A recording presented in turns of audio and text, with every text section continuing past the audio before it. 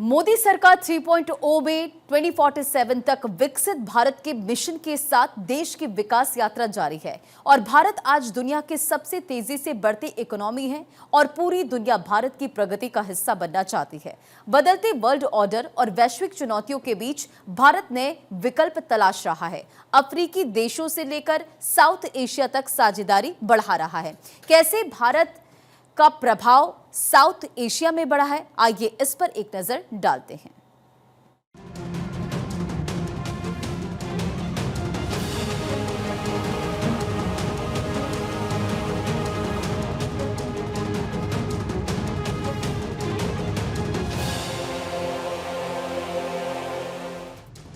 पूरी दुनिया में बज रहा है भारत का डंका।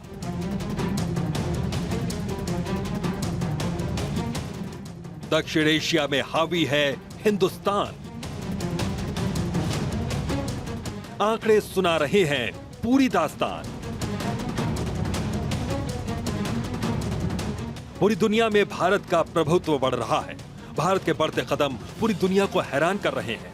पीएम मोदी का आत्मनिर्भर बनने का दिया नारा आज हकीकत में तब्दील हो रहा है। विश्व के मजबूत देश भी भारत की बढ़ती साख के चलते हर एक क्षेत्र में भारत के साथ हाथ मिलाना चाहते हैं। आज संख्या साबित कर रही है कि कैसे हर एक क्षेत्र में भारत की साख बढ़ती जा रही है। दबदबे की दास्तान यही नहीं थम रही।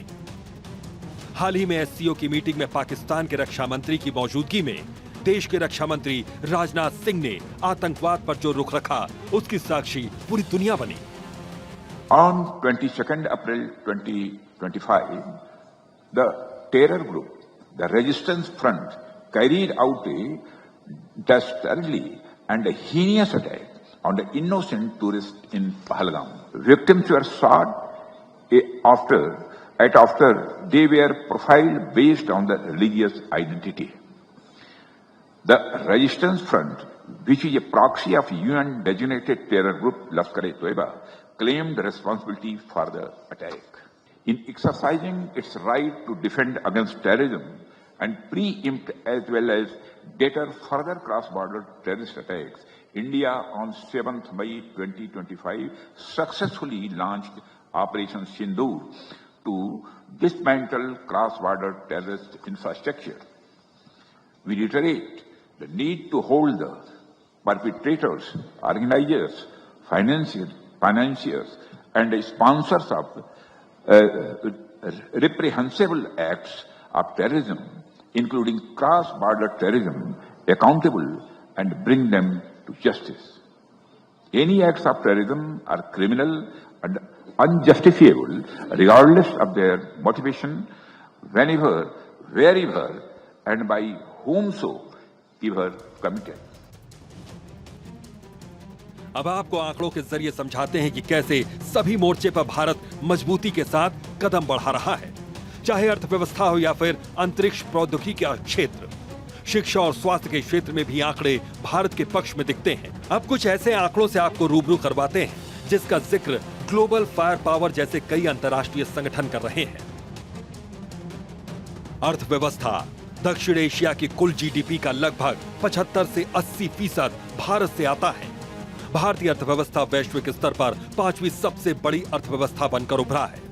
आंकड़े इस बात की तस्दीक कर रहे हैं। आईएमएफ के आंकड़ों के मुताबिक 2024 में भारत की जीडीपी 3.7 ट्रिलियन डॉलर है। पीपीपी यानी खरीद शक्ति समता में तीसरा स्थान। 2025 में जापान को छोड़ सकता है पीछे, बन सकता है चौथी बड़ी अर्थव्यवस्था।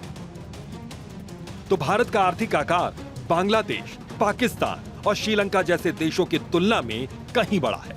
भारत की जीडीपी के बढ़ने की रफ्तार लगभग 6.4 से 6.5% है, जो दुनिया की तेजी से बढ़ती अर्थव्यवस्थाओं में से एक है।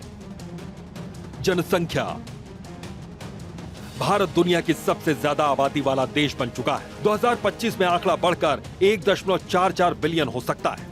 जाहिर है कि पूरे दक्षिण एशिया की कुल जनसंख्या में से 75% आबादी भारत में रहती है। इससे साफ है कि जितनी आबादी हर क्षेत्र में, उतना आगे बढ़ने की क्षमता। बात करते हैं भारतीय सैन्य शक्ति की, और इसका जिक्र करना इस युद्ध भरे माहौल में सबसे ज्यादा जरूरी हो जाता है।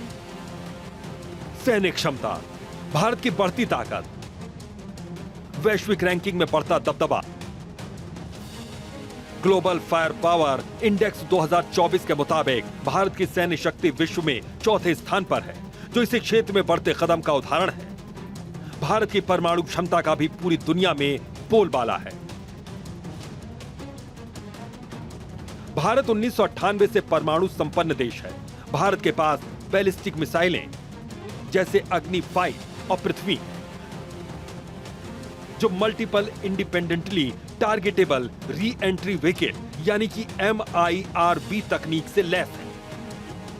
हालिया रिपोर्ट्स सिप्री 2025 के मुताबिक भारत के पास 180 परमाणु हथियार हैं, जो पाकिस्तान के 170 से आगे हैं। अब बात करते हैं भारत की नौसेना की। भारतीय नौसेना के पास 2 विमान वाहक INS विक्रमादित्य और INS विक्रांत, जो कि परमाणु संचालित पनडुब्बियां अरिहंत श्रेणी की, जो दक्षिण एशिया में सबसे बड़ी नौसैनिक शक्ति बनाती है। सेना में 1.45 मिलियन सक्रिय सैनिक और 1.15 मिलियन रिजर्व सैनिक हैं। जाहिर है कि भारत पाकिस्तान से लेकर दूसरे देश नेपाल, भूटान और मालदीव से कहीं आगे है। इसके अलावा भारत अंतर्राष्ट्रीय संगठनों जैसे ब्रिक्स, G20 और SCO का सक्रिय सदस्य है, जो इसे वैश्विक मंचों पर और ज्यादा प्रभावशाली बनाता है। Bureau report, Bharat 24।